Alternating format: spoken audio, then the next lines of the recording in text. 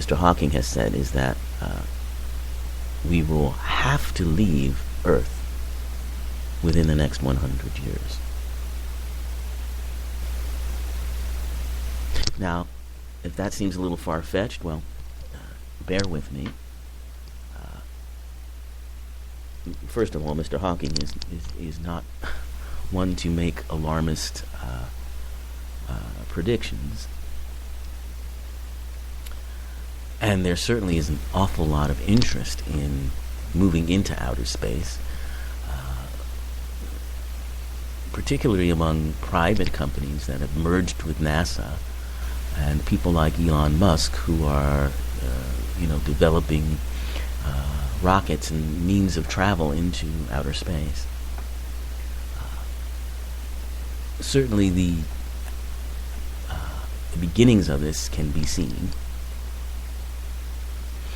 But Stephen Hawking is very concerned and believes that these things have to happen and preparations need to be made. He says that perhaps the next 100 years perhaps might be the most dangerous for our planet.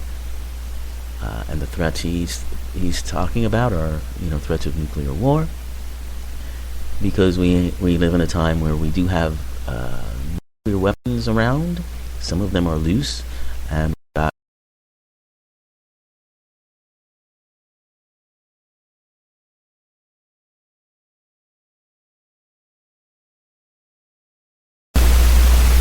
whether it be a terrorist organization or other kind of organization, or just a even a what do they call those, the lone wolves. It's possible that nuclear technology could fall into those kinds of hands.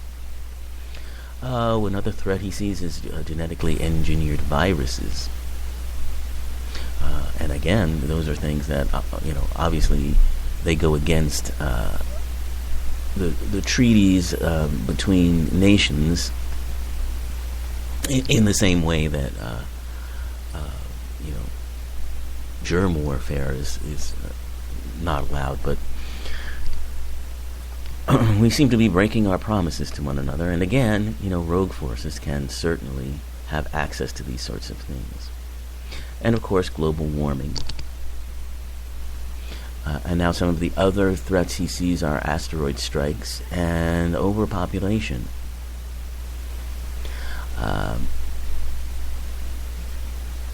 And so this has all led him to believe that we really need to make sure we can get off this planet by 2117.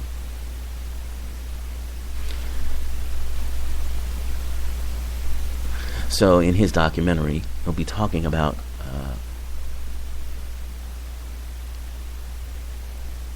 how that might happen. And I'm going to get into that in a little bit. But just to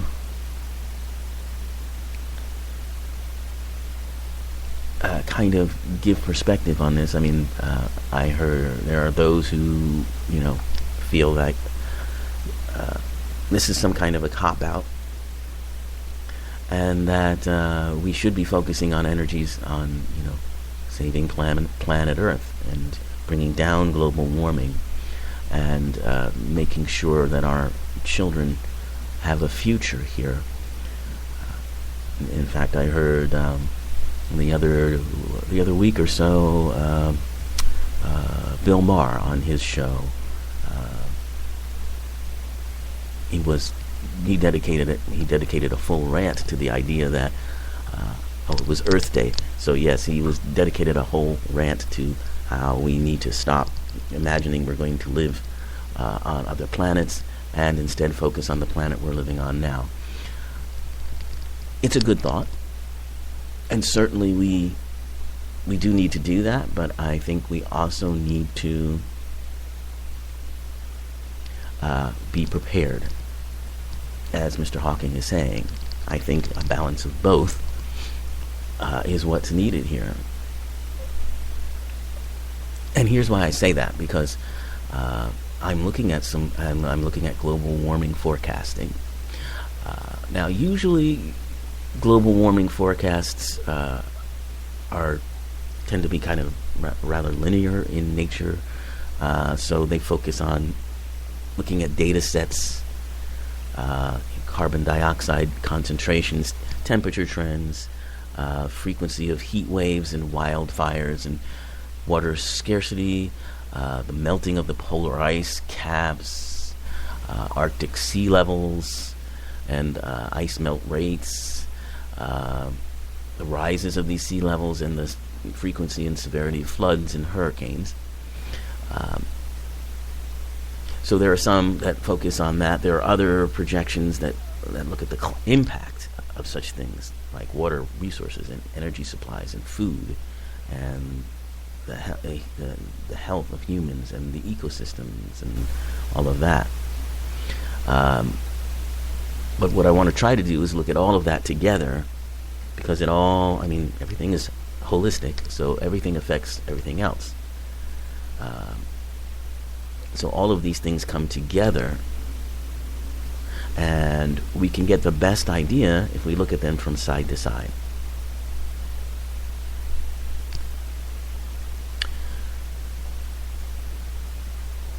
So,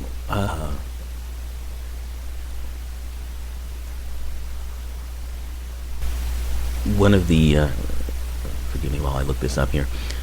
So I'm going to NASA here, and their research in 2012 showed a sustained long-term climate warming trend. In 2012, the temperature 2012 was ranked as the 9th warmest year since 1880 when these studies began. And in the 5 years afterward, every year, we are told, is the warmest year on record. Every year since that time. So these forecasts are from 2015 to 2100 that I'm looking at here. And we'll see what disease rates, extreme weather events, and heat wave forecasts, alongside workforce availability and capacity to meet demand for health and medical and first emergency responders. We're going to look at projections of hospital and medical personnel shortages that coincide with heat wave, power outages, and water shortages. Demands of water to fight wildfires and other results of higher temperatures, stress on the grid, food shortages, the raw materials that we need to live, and how greenhouse gas control may impact that, and technological progress. These are all things that you need to look at when you're thinking about what does global warming really mean. It's not just a bunch of scientists saying the atmosphere is getting warmer. I mean, it is that, but it's a lot more. So, just to look at, let's go to 2020 now. So a Stanford study projects that intense heat waves are likely to occur as many as 5 times between 2020 and 2029 over areas of western and central U.S., and they could be exceptionally long.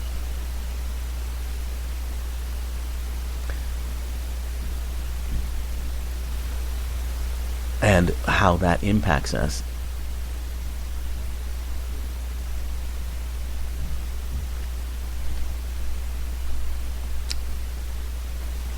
is quite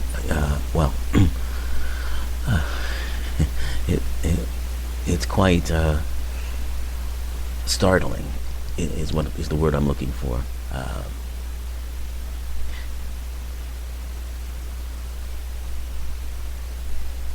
So the climate change, oh my goodness. In 2021, there's a 50% chance that Lake Mead, which is a key source of water for people in the Southwest United States, Lake Mead will be dry.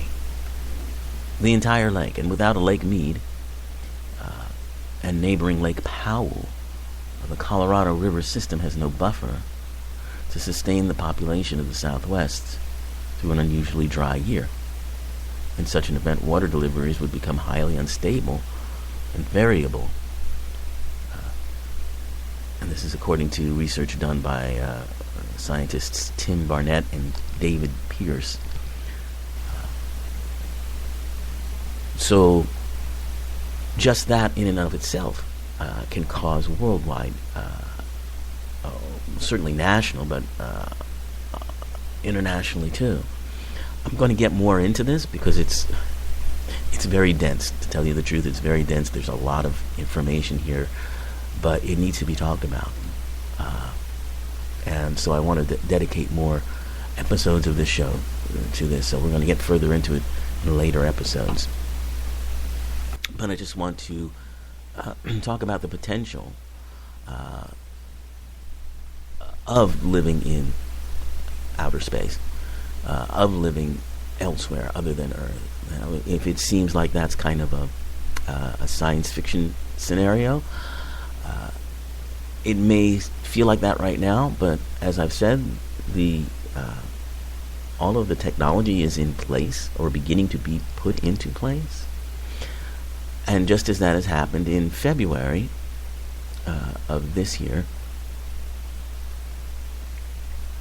an Earth-sized planet that they call a Goldilocks type planet. Goldilocks planets, like Goldilocks and the Three Bears, where the first porridge bowl was too hot and the second was too cold, and then she finds the one that's just right. Well, Goldilocks planets are planets that are considered to be just right and able to sustain life in a similar way that Earth sustains life.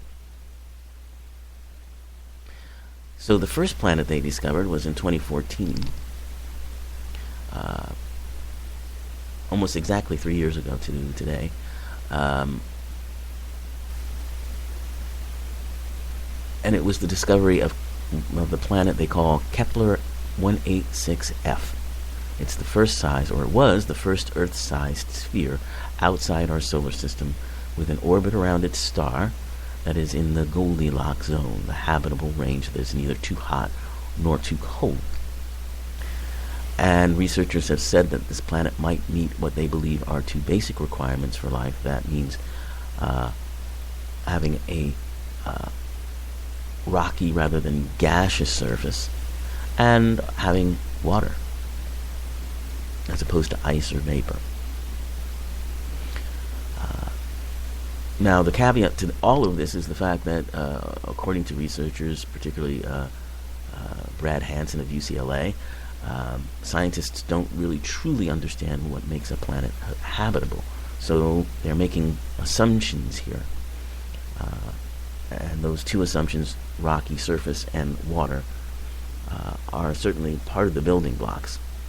But obviously there's an awful lot more that probably needs to happen to make life sustainable on any of these planets. Well, now, 3 years later, in February of this year, astronomers have found more. 7 Earth-sized planets that they believe have liquid water and rocky surfaces. 7 of them. All in a tiny circle. And they all center around a star in tight orbits that are less than 2 weeks long.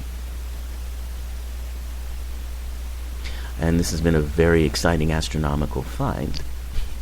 And some might say, not a moment too soon.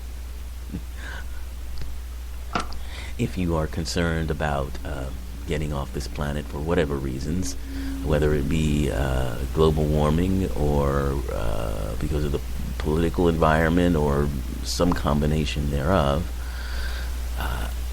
it looks like it's conceivable that it will happen